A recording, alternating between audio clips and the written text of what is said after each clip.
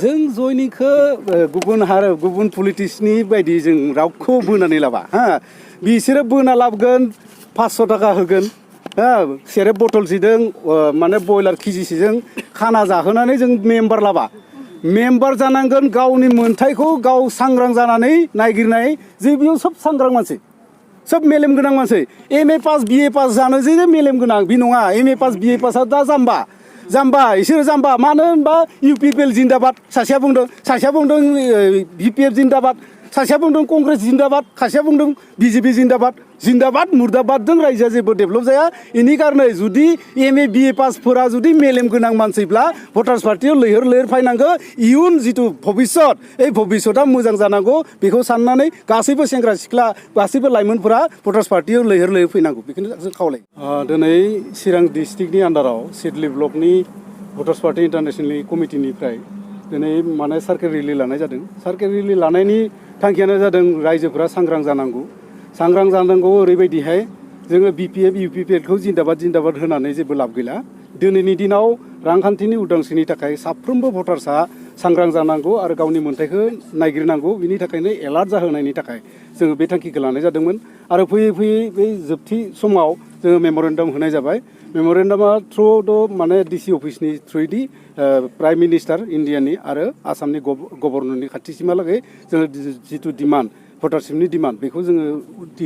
आखायाव मेम'रेन्डाम होनाय जाबाय मोनबेसे डिमान्डफोर दं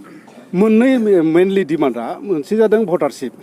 साफ्रोमनोबो जोंनि मोन्थाय जिथु अधिकार बेखौ जोंनो नांगौ आरो मोनसे बिजेपि सरकारा ओरैबायदि षड़यन्त्र मोनसे खालामगासिनो दङ जे रायजोफोरखौ बुथारनायनि जिथु थांखि चाइनाजों जुद्ध खालामनानै भटारफोरखौ बुथारनायनि जिथु थांखि लानानै बिथांमोना मोनसे माने ओरैबायदि सिटुएसन क्रिएट खालामगासिनो दङ बिनि थाखायनो जों बुंदों जे इउनाइट मोनसे कान्ट्रि जानांगौ जिथु चाइना भारत पाकिस्तान म्यानमार मालदिभ भुटान बेबायदि मोनसे इउनाइट गभर्नर जानांगौ बाखि इउरप कान्ट्रियाव 27 देखा इउनाइट जादों होमबा जोंनि इन्डियायाव बा चाइनाखौ लानानै बा पाकिस्तानखौ लानानै बा बांलादेशखौ लानानै मोनसे इउनाइट गभर्नमेन्टखौ जोंनो नांगौ जाहाथे रावजोंबो जुद्ध खालामनो दरकार गैया दा नोंथांमोननि डिमान्डफोरखौ जुदि मावफुङाबा सरकारा मावफुङाबाथ' जों पलिटिकेलि हिसाबै जों खामानि मावगासिनो दङ जिहेतु जोंनि पलिटिक्सआ इनि कारणे गोख्रों जोंनि बेयाव सासेबो बेमारि गैया इउ पि पि एलनिबा बेमारि थागौमोन बेवहाय इउ पि पि एलनि मानसिफ्रा बेमारि बि पि एफनि मानसिफ्रा बेमारि ओरैबायदि बेमारि 200 थाखा मेडिसिन जाहोनायनि थाखाय 200 थाखा होनांगौ भटार्सफोरनो आरो न'खर सेराव एम्बुलेन्स हेगारहरो आरो बे एम्बुलेन्स हेगारहरनानै मानसि बुथुमनानै बिसोरो मिटिं खालामो खिन्थु जोंनि भटार्स पार्टी इन्टारनेशनेला एकदम गोख्रों गावबा गाव फैदों रावबो मेडिसिन लायाखै गावनो खरसा खालामनानै गावनो निजेनि मोन्थायनिखौ नागिरनानै फैदों एमपि बिसायख'थिया फैगासिनो दं नोंथांमोना एमपि बिसायख'थियावथ' जोंनिफ्राय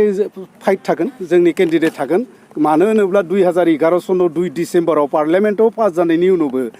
कंग्रेसनि सनिया गान्धीया जुदि बेखौ होनांगौ होननानै जुदि उपराष्ट्रपति हामिद आनसारिखौ जुदि निर्देश होनायमोनब्ला बे जोंनि दासिम जोङो रायजोफोरा डेभेलप जासिगौमोन खिन्थु सनिया गान्धीयानो एकमात्र जोंनि माने भटार्स पार्टिनि एगेन्स्ट जोंनि भटारशिपनि एगेन्स्ट दा बाखि बिजेपिया ओरैनो एसे माने दाउ फिसानो माबा गारनाय बायदि माइरं गारनानै होनाय बायदि बिसोर किसुमान माने आसनि बानायबाय थादों जोंनो नाङा आसनिखौ जोंनो नाङा आसनियाव जादों करापसन 100 जनाव 10 मेम्बार्सआ मोनो आरो 90 मेम्बार्सआनो करापसन जायो बिनि थाखाय जोंनो आयेन नांगौ आयेन आरो भटारशिप आयेन जायोब्ला साफ्रोमबो भटार्सआ मोनगोन ना इउ पि पि एल ना बि पि एफ ना कंग्रेस ना बिजेपि साफ्रोमबो भटारनि थाखाय जों खामानि मावदों दिनै हानजायै साइकेल रेलि खालामनायाव नोंथांमोना साबैसे मेम्बार्सफोरखौ लानानै हानजा जोङो 250 मेम्बार्सआ दिनै ब्लक लेभेलाव सिडली ब्लक लेभेलनिफ्राय ओंखारदों बे हिसाबै जोङो बिराद मोजां दिनै एवार्ड जालाय होननानै जों नोंथांमोननि जुगिदि माने रायजोफोरखौ मिथिहोबाय नाथाय गोबां दोलोखौ जोङो जयनिं हाबाफारि लानाय नुदों नोंथांमोननि दोलोखौ लानाय नुवाखै जों जयनिंखौ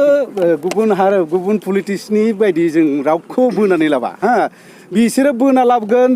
500 थाखा होगोन सेरेब बथलसेजों माने बयलार केजिसेजों खाना जाहोनानै जों मेम्बार लाबा मेम्बार जानांगोन गावनि मोन्थायखौ गाव सांग्रां जानानै नागिरनाय जे बेयाव सब सांग्रां मानसि सब मेलेम गोनां मानसि M A pass B A pass जानो जे मेलेम गोनां बि नङा एम ए पास बि ए पासआ दा जाम्बा इसोरो जाम्बा मानो होनबा इउ पि पि एल जिन्दाबाद सासेया बुंदों बि पि एफ जिन्दाबाद सासेया बुंदों कंग्रेस जिन्दाबाद सासेया बुंदों बिजेपि जिन्दाबाद मुर्दाबादजों रायजोआ जेबो डेभेलप जाया इनि कारणे जुदि MA BA पासफोरा जुदि मेलेम गोनां मानसिब्ला भटार्स पार्टियाव लैहोर फैनांगौ इयुन जिथु भबिष्यत भबिष्यता मोजां जानांगौ बेखौ साननानै गासैबो सेंग्रा सिख्ला गासैबो लाइमोनफोरा भटार्स पार्टियाव लैहोर फैनांगौ।